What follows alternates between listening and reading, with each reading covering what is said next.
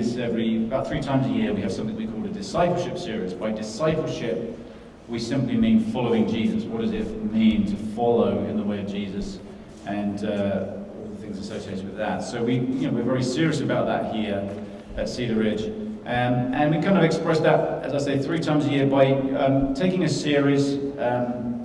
This one is called Reconciliation in a Time of Fear, subheading Becoming a Movement of Love, Peace and Hope. We'll talk about that in a second. But we have material that basically has discussion questions that accompany the messages. So the idea is that we, many of us here, not all, but many of us meet in groups we call discipleship groups.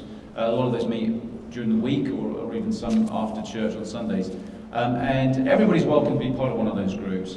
These discussion questions are written with the assumption that you are in a group. So if you'd like to get in a group for this series, we have a sign up outside on the table, on the welcome table. You can sign up there, or just come and see me afterwards. I'll be up here at the front, and we can talk about it, and we'd love to help you get in a group.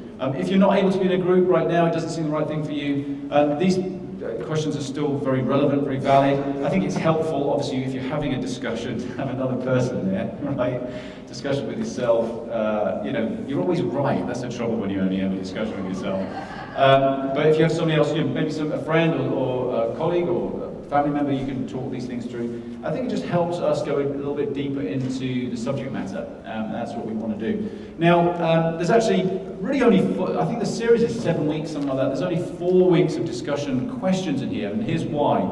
There's nothing accompanying today's message. This is just going to be introductory. You can certainly talk about it if you'd like. We're just encouraging people in groups to get together again, maybe have a meal together, and you could certainly discuss the message, but there's no formal discussion questions. Then next week, we are going to have the discussion on racial issues. We'll have our race panel discussion during the service, and then roundtable discussions after the service, along with lunch. So lunch is provided, and the discussion questions for that day will be handed out over lunch. Okay, so then we get into the body of the rest of the material, and you'll see discussion questions for each week, with 1 or 2 exceptions. Okay, on May 17th, so that's not too far off now. We're going to have one of our day of services where we go out and our whole service will be handed over to serving other people. We'll do some work on our farm here. We'll go out beyond these boundaries into the local community and serve on different projects. That's May 17th.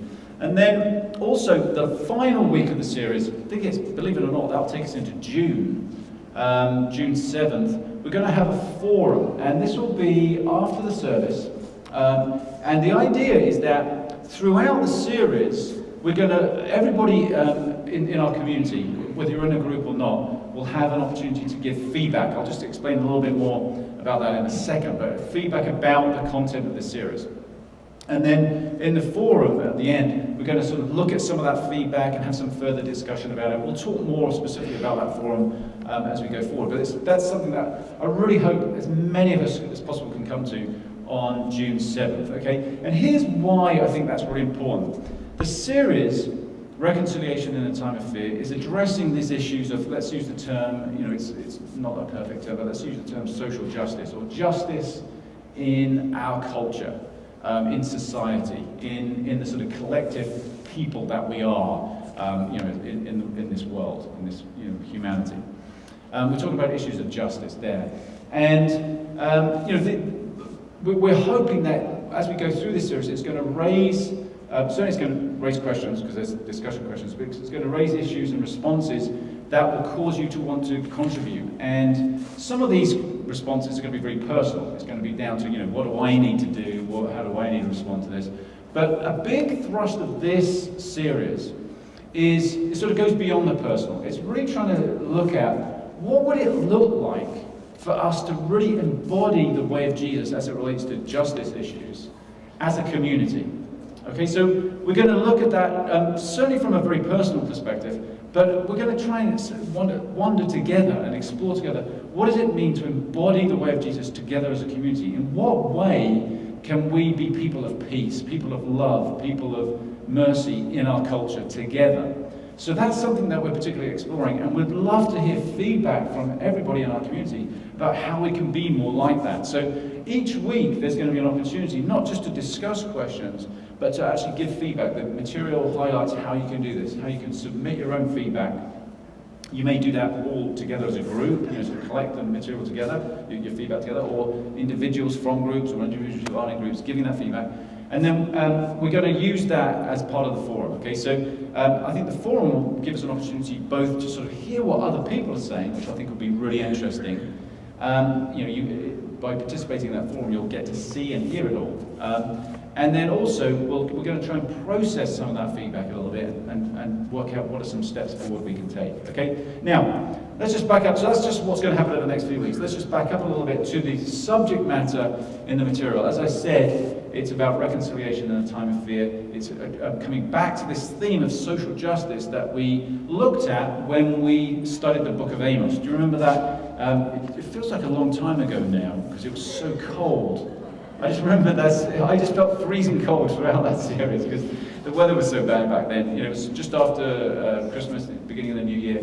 We looked at the book of Amos, which is a prophetic book in the Hebrew scriptures, written in about the 8th century BCE, and so very ancient book. But it's a book that where the prophet Amos addressed in very caustic terms. I mean, he did not mince his words. He addressed the injustice that he was seeing in society at that time. We're kind of taking what we learned, what we saw in the book of Amos, and then we're exploring it further in this series. And there's a couple of reasons for doing that. One is we want to particularly focus on what does Jesus say about these things. We kind of raised that when we looked at the book of Amos, right? We talked about Jesus' perspective on stuff, but we want to particularly look at what does Jesus say about these things. It's interesting, in the book of Amos, we noticed how Amos kind of looks at society and points out things in society that are unjust, and then sort of extrapolates those back to the corruption in the heart of humanity, the corruption in the heart of us, in our own hearts. It becomes a very personal thing, and highlights issues of the heart that need to change.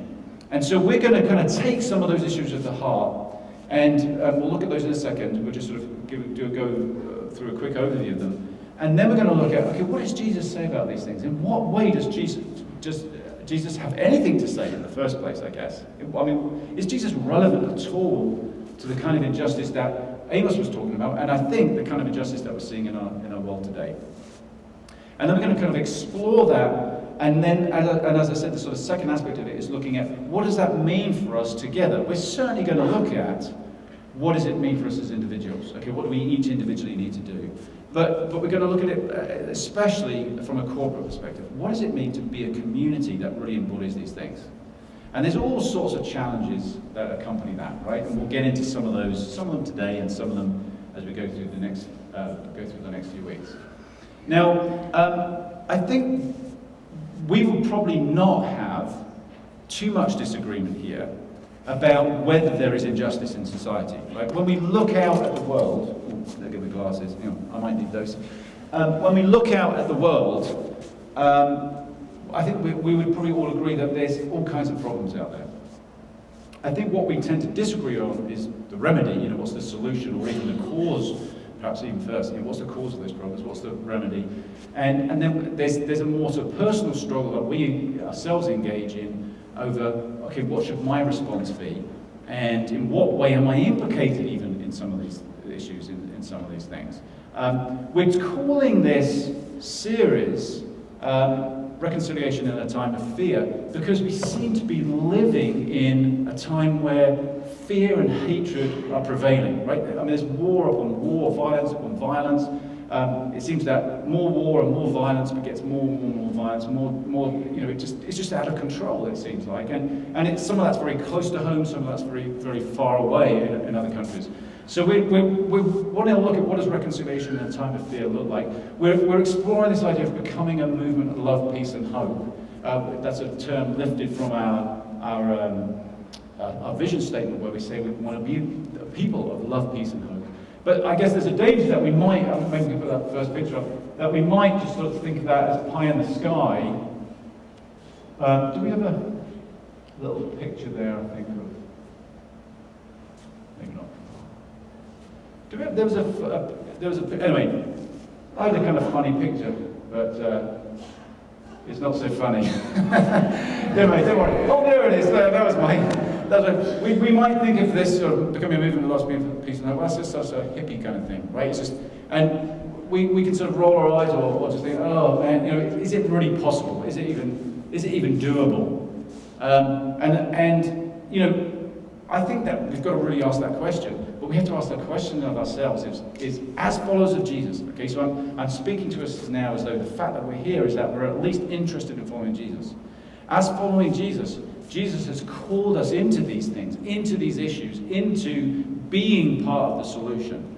So it's going to be messy and it's going to be difficult, but I don't think we have any choice really about engaging. We don't have any choice about the issue of relevance, because Jesus takes us right into these things, takes us right into the heart of it. That, I think, presents us with a massive challenge. And I talked a little bit about this last week. It's that sort of post-Easter challenge. The fact that we're following somebody who really did what they said they were going to do, who really lived what they spoke. So Jesus lived what he spoke to the point of death. And then he came back to life again. I mean, so Jesus lived the whole thing. Jesus was so full of God's Spirit that death couldn't hold him back. And so that presents us with this huge challenge, because Jesus has now called us into that kind of fellowship, into that kind of a life.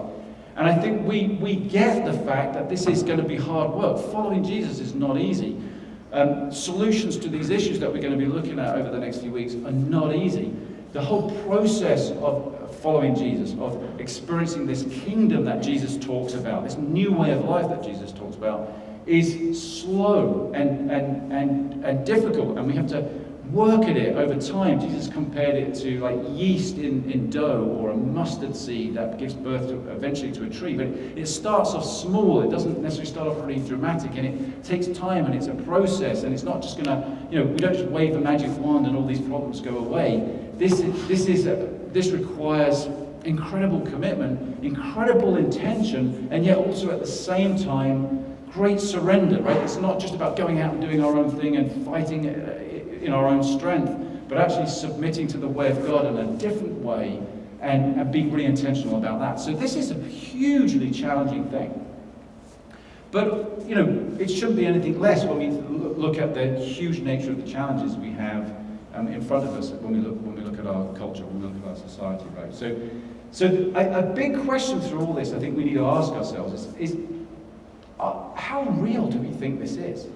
I mean, do we want to sort of relegate Jesus and our faith to kind of over here to where it's a safe personal faith that kind of helps us in times of trouble and hopefully will help us beyond death? There's a solution for us there beyond death. But in terms of really dealing with life on Earth and what's going on this planet, it's maybe not so relevant. Okay, that could be one way we approach it. Or we kind of walk into the maelstrom of saying, Jesus has come, Jesus is in the world. What does that look like? What does it mean for me personally? What does it mean for the world at large? What is this all about? Now let's just turn for a moment to some of the material, some of the subject matter that we're going to look at. Because this will, I think, again, sort of gives us a sense of the kind of challenges that we're facing. And then we're going to just talk a little bit about some themes, maybe themes is probably not the right word, but some things we can take into this series that are going to help us navigate some of these difficult issues. So maybe we can go up with that slide there. So we've talked about reconciliation in a time of fear. So we're going to look at what does fear seem to produce, some of these things that we might observe in our culture, in our own lives. Okay, let's not separate ourselves from that. And then we're going to look at the way of love. Okay, we're going to look at what's the alternative? And what does Jesus say about these things? So the first one, I mean, these are in no particular order, particularly. There's the issue of greed involved. Okay, so we're going to take these issues that Amos brought up. Issue of greed, issue of that. For some reason, humanity seems obsessed with accumulating wealth and kind of protecting that wealth, and is very afraid of sharing wealth out or sharing, sharing with one another. And I'm not just talking about that politically, I'm talking about that at a very personal level, and it sort of plays out in the world. I mean, we see the incredible disparity in the world in terms of wealth and having stuff, right? There are we have people in the world who have a huge amount of stuff. We're probably included in that, and there are many, many, many, many more people who have virtually nothing. And we can see that even in our own culture as well. So actually, does the next slide just bring up the alternative to that, or is it? Are we good? Okay. Oh yeah, there we go. Okay, so thanks, Mike. So so what we got here? So on the one column we have the way of fear. Okay, these are the four main issues that we're going to address over the next few weeks. We've got greed, racism, violence, and then toxic religion. Okay, we're going to talk a bit about, because these are issues that Amos brought up. If you remember, if you were here for that series, Amos sort of talked about the issue of economic injustice. He talked about the issue of racism and prejudice based on ethnicity. He talked about violence. Many of the crimes that he accused the different nations of were violent crimes against other nations. And then he particularly homed in on religion. Okay, so Amos clearly saw religion as a potential negative force in the world. Okay, he accused religion of all kinds of things. He used language like he said God was saying, "I despise your religious feasts. I hate your assemblies. They're hypocritical." I mean, he used very graphic, strong language to really criticize religion. Okay, so as religious people, we need to be careful of that too. Okay, so what are some of the alternatives? Well, the alternative that Jesus talked about to greed is generosity. It's kindness, it's love, it's sharing. Jesus talked about this not just charity or doing it as a sort of an exercise, but actually a more just way of life, a whole different kind of way of life. He talked about that a lot in the Sermon on the Mount, and we're going to address that and look at, we've talked about these kinds of things before. What could it mean for us personally to adopt different lifestyles in such that we not only would we have enough, but those around us would have enough. That would all be winners in that respect. That it wouldn't just be about me. And that's what Jesus came talking about, a different way of life. A way of life that Jesus said actually is way more fulfilling than a life of greed or a life of selfishness. And again, we have to ask ourselves the question, do we really believe that? Do we really believe that? It's like, I was thinking about this the other day, why don't we forgive? Why is forgiveness so hard? Because Jesus says, forgive your enemies, right? Jesus says, love your enemies, forgive your enemies, forgive people 70 times, 7 times. I mean, so there's not a lot of room in Jesus' worldview for a lack of forgiveness. And yet forgiveness is so hard, right? Just as a matter of interest, anybody want to share, what are some reasons why forgiving somebody is so hard? What makes us recoil from forgiveness? Yeah, no. Because we myself, we need to feel like we're right, because then it feels like we're in control. Right, because it makes us feel like we're right and then we're in control. So forgiving somebody might give the impression that we kind of think they're right, or that it assigns blame in some kind of way, right? Yeah. Anybody else? Yes.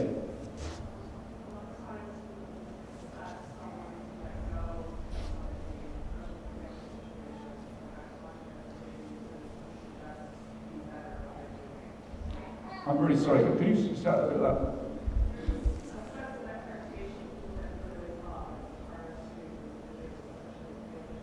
Yeah.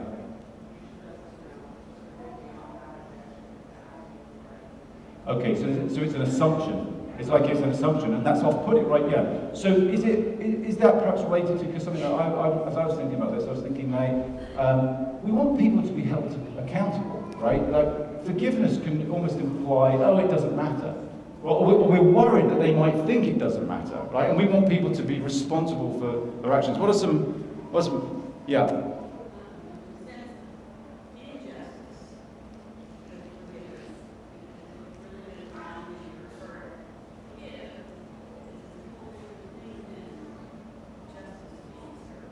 Right. Yeah, so it can feel unjust. Yeah, maybe that again comes back to this sense of we want people to pay for what they've done, right? I mean, we want justice to be done. Now, justice being executed could be not a good word there. Justice being carried out could be actually it makes it fair, and if it's not done, it almost says, well, that doesn't matter. All those people are okay. Yeah, we'll do just one more here. Let's Gary back there.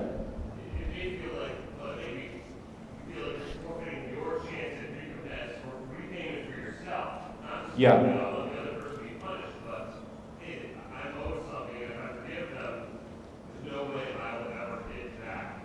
Yeah. Yeah. So, and I'm sorry for those of you others who had their hands up. I saw there were many, great perspectives on that. At the same time, though, has anybody experienced forgiving somebody? I mean, hands up somebody who's had a sort of a profound experience of forgiving someone, when you've had to forgive something for something tough. Okay? I mean, I'm not going to ask you personally what it was. Okay. Of those same people, was that a beautiful experience or a negative experience, ultimately? I mean, I'm not saying easy or hard. I'm just saying, ultimately, when you get there, was there some, and you don't even have to put your hands over this, but there was something of beauty in that, I think. In other words, I suppose what I'm trying to get at here is this. That we hold on to things because we feel that letting go of them means we miss out. Melanie was just saying, I don't want to forgive that person because it seems like I'm losing control. Like if I just let go of everything, that negative thing everybody does for me. And let me just say it here a minute. I personally realize, and I realize that we realize, forgiveness is not easy. I'm not trying to be flippant about, just forgive this, forgive that, forgive the other. I mean, forgiveness is a hard thing. But we are under the misconception that by not forgiving somebody, we are in control. Actually, we're giving a huge amount of control to somebody else when we don't forgive them, right? We're letting that person cause us to be bitter and anxious, and that person, ironically, begins to exercise control over us. We lose control, ironically, when we don't forgive. But it doesn't seem like that. It's counterintuitive, so we kind of hold on to it. And we want people to be held accountable, and yet we don't want ourselves. We don't want to be accountable. We hold on to things that if we could let go of them, it would benefit us greatly. It's just, at the end of the day, we don't believe it, right? We don't believe it's true. We don't think it's just not going to work out that way, so we play it safe and we hold on to stuff. I think we do that with so many things, including, for instance, money and our wealth and our comfort. And let me tell you this, I do it. I have serious questions about whether I should let go of all my wealth. I don't have that much, but I have serious. It makes me feel really nervous because I might not be happy because there's certain stuff I like, and what would my life be like without that? And yet, at the same time, when I add up all the things that really matter to me, they're, without sounding cliche, they're generally things that money can't buy. Right? I mean, the things that really matter to me. So I'm kind of conflicted and confused. And I think Jesus comes into this confliction and confusion and begins to speak with some kind of clarity that is a bit like, oh my gosh, could you just maintain a bit more confusion?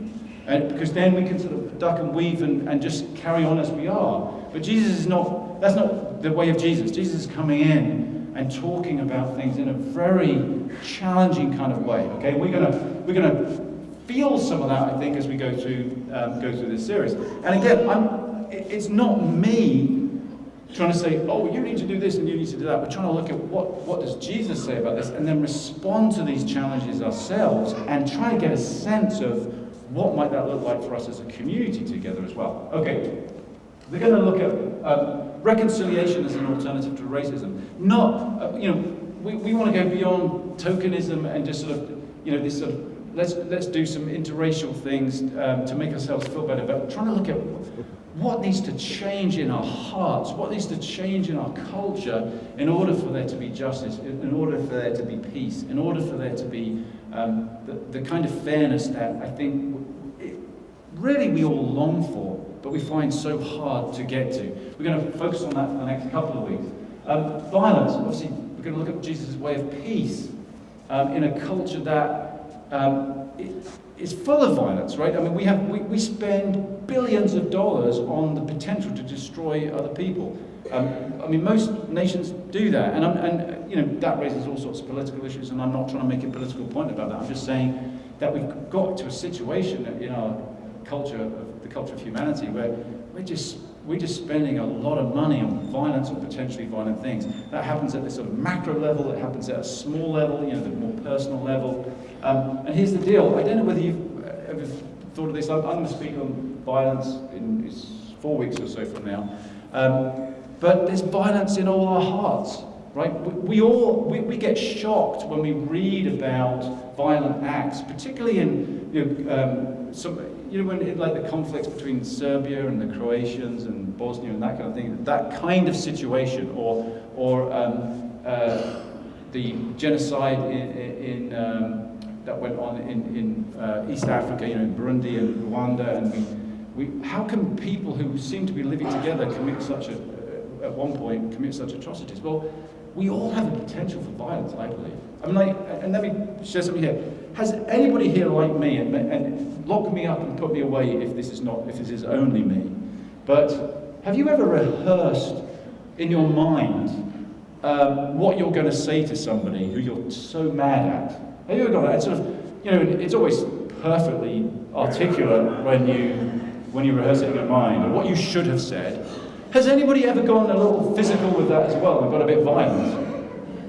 Anybody? Okay, so well, you know, the rest of you are a bunch of liars, in my opinion. Of course we have. What we are going to do with somebody, and you know, there's certain, you know, I have certain triggers, things that make me really mad, and I have a potential. I know I'm not a particularly violent person. I've been on the receiving end of a fight once. I didn't really contribute to it much, a physical fight. But I've never really been in a fight. Never really want to get in a fight. But I know that I have the potential for violence, or at least not turning a blind eye to violence. Yeah, they had it coming to them, or well, it's none of my business. You know, violence is a lot closer to home than maybe we would like to think it is. And so we're going to explore that a little bit. And then we're going to get onto this issue of toxic religion, right? We're going to look at the fact that, let's face it, religion causes so much division in the world, right? We don't want to paper over that. We don't pretend it's not there. Christianity has caused so much division in the world. I mean, we aren't directly, personally responsible for that, but we're part of a religion that has a checkered history, right? And a history that historically has contributed to a huge amount of violence, and even today isn't necessarily seen as this really reconciliatory, peace-loving, kind, accepting, affirming movement of people, right?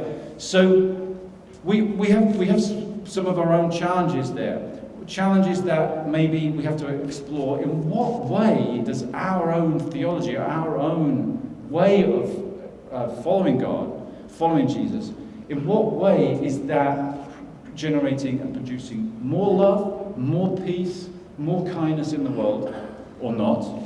And then also we've got this hot potato of what about connections between other religions?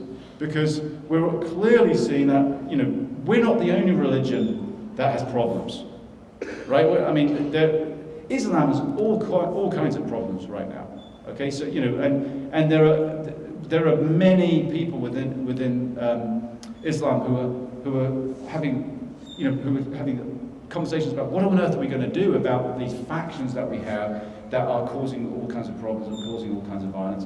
And in what way are we supposed to relate to other religions? I mean, some would say, well, all those people are going to hell and we need to tell them, and there's a very clear separation. Others would say, oh no, we're all on the same page. Well, clearly there's a lot of differences between religions, between Islam, Christianity, Judaism, Hinduism, all the other religions. To what degree, as followers of Jesus, are we called to be reconcilers and peacemakers? To what degree are we going to build love and peace between religions versus more separation? Now, we're going to explore that, and that's probably going to, I would imagine, like all these issues, we'll have very different perspectives about what this looks like. So this is really challenging, right? It's going to be really challenging, but we're not going to shy away from it. We're not going to back away from it. Okay, so I feel like I've just sort of, this is probably a really bad, I'm going to use this metaphor wrong, because I'm going to use an American saying. I said blew the skin off a rice pudding last week, right, and nobody knew what I meant. That's an English saying. Have I loaded the bases? Is that a correct metaphor?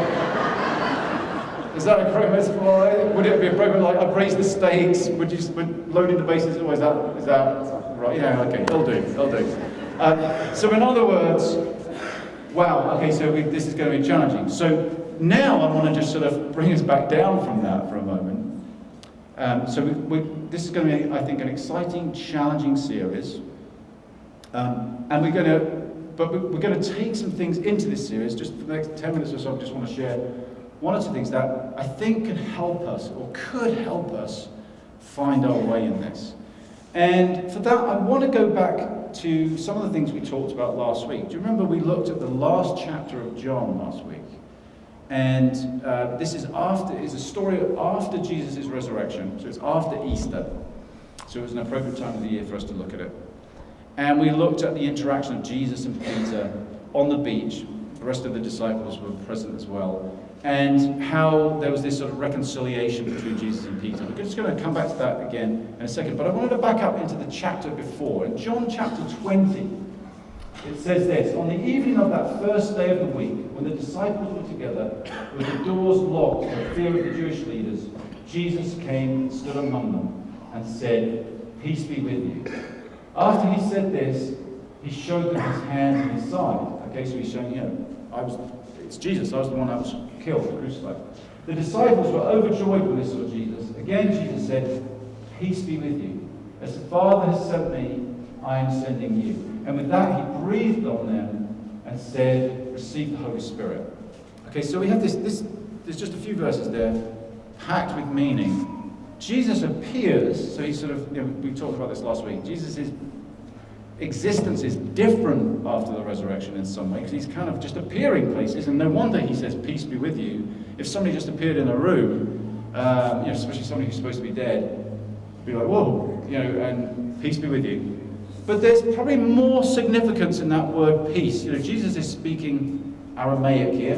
This is written in Greek, but it's a Hebrew notion of peace. We talk about this a lot here. Shalom, this sense of well-being. It's not just peace, calm down, that kind of peace. It's well-being, wholeness, healing, health. He's coming and he's saying, all of that be with you. And then he says, "And as the Father sent me, so I am sending you." Now, the whole book of John is really, at least one way of looking at the whole book of John, is really just the relationship of Jesus with the Father. Jesus talks about himself as the Son and refers to God as the Father, and there's this relationship going on, and it's a very interesting thing to explore, actually. But Jesus is saying, okay, I was sent into the world by the Father. Now I am sending you in this, I'm giving you my Spirit. He's breathing his Spirit, the Spirit of Christ, into his followers. And he's saying, now you go. In the same way that I've been sent, you are sent. So we have to ask ourselves, what was Jesus sent to do? Because we're sent in that same way. And again, as a follower of Jesus, we can't really get out of this. The disciples might have felt like, well, hang on a minute, we just wanted the benefits that you bring us, of having your Spirit and being one with you and one with God. We weren't so bought into this being sent to share it thing. But that's all part of the deal, So we are sent ones. As followers of Jesus, by definition, we are sent. The word for send in Latin is missio, so we get missionary from that, and in Greek it's apostolo, and we get apostle from that. So in that sense, we're all apostles, we're all missionaries. I don't know whether those are very helpful terms, but we're sent ones. Okay, so what was Jesus sent to do? Because that's something that we're now sent to do. Well, if we go to John 3, a little bit earlier on in the chapter, this is from the Message translation of that verse. It's very sort of up to date, but very carefully translated from the original language. God didn't go to all the trouble of sending his Son merely to point an accusing finger, telling the world how bad it was. He came to help to put the world right again. Most other translations translate that as he came to save the world, right? And in the Greek word there is sozo. And this translator is using the term put the world right again. He's actually using a very Hebrew expression of save. He's using that term shalom, peace. I mean, it's in Greek, but he's using the Hebrew essence of it. And but that word sozo, the Greek word here that's used here, is frequently translated in the New Testament as healed. And so when Jesus heals people, that word is often used. It's not the only word that's used for healing. But the sense here of being saved or being put right is not one of, oh, there's a few people who need saving from eternal destruction. Let's pull them out and then keep them over here and everybody else is going to perish and that's the end of it. That doesn't sound like putting things right. That doesn't sound like healing. That sounds like more division, really. The challenge is far greater. Jesus came to put things right, to heal humanity, to heal the world. So our sentness, if we're sent in the same way of Jesus, that's our mission. That's our purpose. Our purpose is bringing healing to the world. That just sounds so hard to me, right? I mean, what a tall order. What a tall order. But that's why Jesus is saying, peace be with you, and breathing his Spirit into us. So we are the people that are full of God's Spirit, or we have God's Spirit, and we're to go out and bring healing in the world. So that's what this is about. As we think about these issues, as we think about issues of greed, issues of violence, issues of racism, issues of religion, our goal here is about reconciliation, it's about peace, it's about healing, it's about wholeness. And how do we work that out? It's way more than politics, right? And perhaps part of what we need to do is sort of just climb out of our political skins. Knowing that if we follow Jesus, we're going to cross lines that mean people are going to brand us a certain way. Like they're going to say, well, you must be a bunch of whatever political persuasion if you believe that or if you think that. Just like Jesus was. Jesus said, render to Caesar what is Caesar's, right? When he was asked about paying taxes. Well, you can imagine all the revolutionaries who wanted to fight Rome thought, what a compromiser, he's on the side of the Romans, politically. But then Jesus says, this temple's going to be destroyed. That sounds like a revolutionary act, right? I mean, so he could have been, on the side of revolutionaries. Jesus was sometimes called a zealot. He was sometimes believed to be an Essene. Jesus was branded all sorts of things by people because of what he said and did. But Jesus wasn't contained by any political movement. He didn't stick with the labels, right? Or the labels didn't stick to him. And likewise, maybe we've got to sort of climb out of some of our political skins. We've got to climb out of the need to be able to blame one group of people or another. We've got to be able to climb out of our prejudices. We've got to climb out of our silence and our willingness just to ignore things and embrace this way of Jesus and embrace this challenge of Jesus. Now, I want to go back to what we talked about last week. So, we said in the last chapter of John, there's this reconciliation of Peter that takes place. And Jesus, we looked at this. In fact, let's just look at a few of those verses as we wrap up here. Jesus meets them on the beach. There's this wonderful reunion that takes place. But then Jesus turns to Peter, who has denied Jesus 3 times, and he says, when they finished eating, Jesus said to Simon Peter, Simon, son of John, Jesus, and love for those who aren't followers of Jesus beyond, it's the love of the kingdom. He uses that term, and Peter responds with the term phileo, which is more brotherly love, friendship. It's a beautiful word, but it's not quite the same. And Jesus says to Peter, okay, and let's remember, Peter, before the death and resurrection of Jesus, was this guy who was saying, send me, Jesus, I'll go out and get him. If we're talking about sent beings, sent ones, Peter's like, yeah, tell me when to go. He's ready to go. And you can't fault him for attitude and effort, right? He wants to please Jesus, and he even says to Jesus, I'll never let you down, I'll never fail you, I'll fight to the death for you, Jesus. And Jesus says, you're not going to, Peter, because that's not the right way, but also you're going to let me down. And he gives him a warning, and Peter's saying, no, that's not going to happen. I'm never going to deny you, I'm never going to let you down. So this is a charged up, sent one, right? This is he's full of zeal, full of energy, full of pathos. He's going to go out there and make it happen. This Peter is a totally different Peter. This Peter that actually is being sent is, you might say, a broken Peter, a Peter who now can't even look Jesus in the eye and say, you know I agape you. He just goes, I phileo you, I love you, but I can't. He realizes that actually what he thought he could do and what he thought it was all about and how it didn't work out. And so here's this guy who's not humiliated and thrown out, but who's broken and is now saying to Jesus, well, I love you, but it seems much more real and much more understanding. And then Jesus responds back, do you agape me? Peter responds, I phileo you. And then finally Jesus says, do you phileo me? He comes down to Peter's level. And there's this beautiful acceptance that takes place in this interaction with Jesus.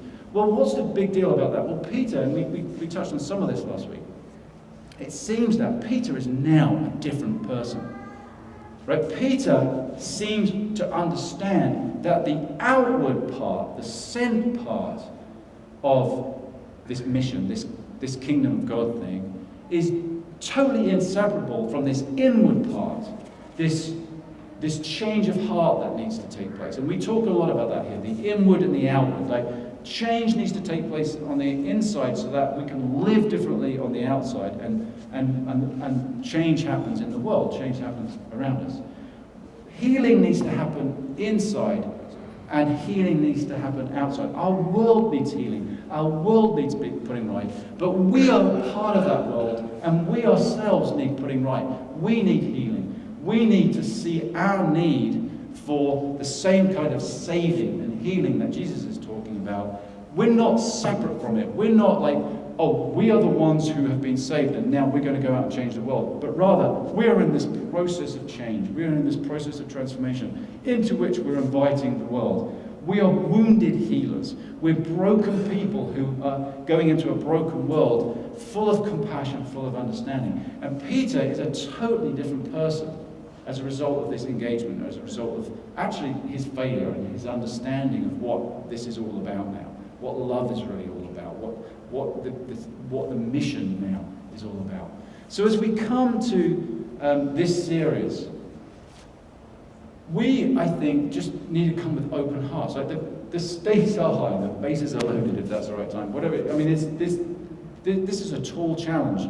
The nature of the issues are challenging, and then trying to come to some kind of agreement or understanding and unity around them, that itself is challenging. If we think we can get that done by just saying, well, let's go do this, let's go do that, let's do the other, we might do some good, for sure, but it seems like the way of Jesus is deeper, more profound, and more expansive than that. So we're going to approach it in a way that there will be opportunity to respond and do certain things, for sure. But we're really looking for this transformation of the heart. We're looking to be open, to take an open stance, where we're saying, God, would you come and change me? Help me to see how I need to change around these issues of greed, race, violence, toxic religion. How I can become different, and so I can become a participant in the healing of the world. All right, so let's just close our eyes for a moment. We're wrapping up now. We're going to have communion in a moment. Actually, is Brandy here? Oh yeah, so you're good for communion. Yes, great.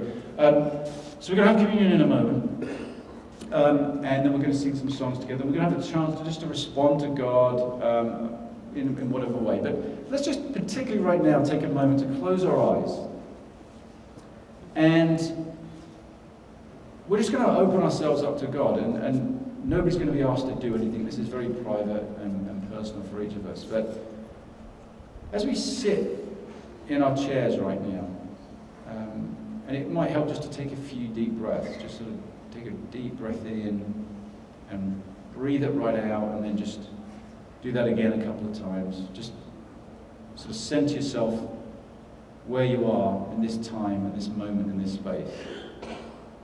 And just notice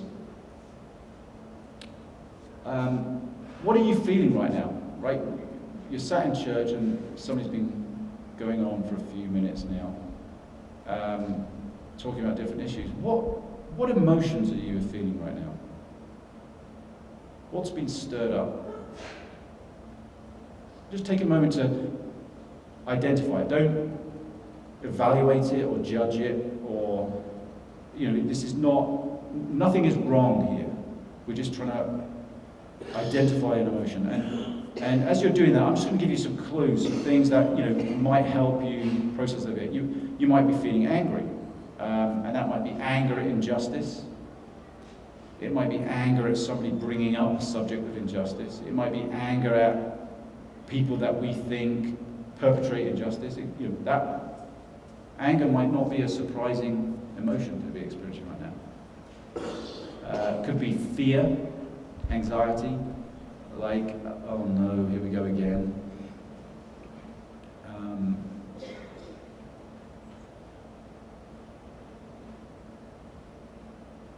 Might be shame.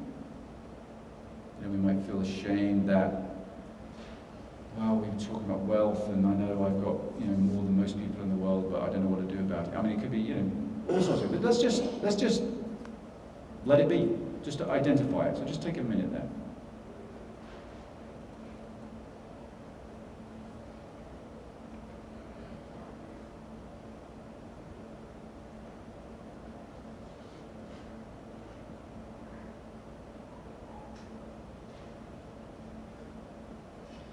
And then once you've got an idea of what that is, try and trace it back. We talk here about these motivations, these deep-seated motivations, our desire for love, for affection, for esteem, to be accepted, to be wanted.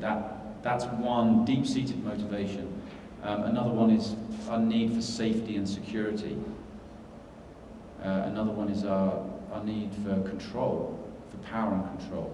All those things are good things. They're not necessarily bad in and of themselves, but we don't always get them. And then our emotions, they can stir up our emotions when we're feeling threatened. So, does that emotion you are feeling, does it relate to any of those? Is it making you, are you feeling that way because you might lose control of something, or you might not be in control of something, or because you're feeling that way because of what people might think about you? Maybe they won't love you, maybe they won't esteem you, your reputation's at stake. Or maybe it's a safety issue, it just doesn't feel safe. Or maybe it's something else. But try to get back to what's going on there. As we think about the subject matter and emotions that get stirred up, where's that coming from? What's really going on?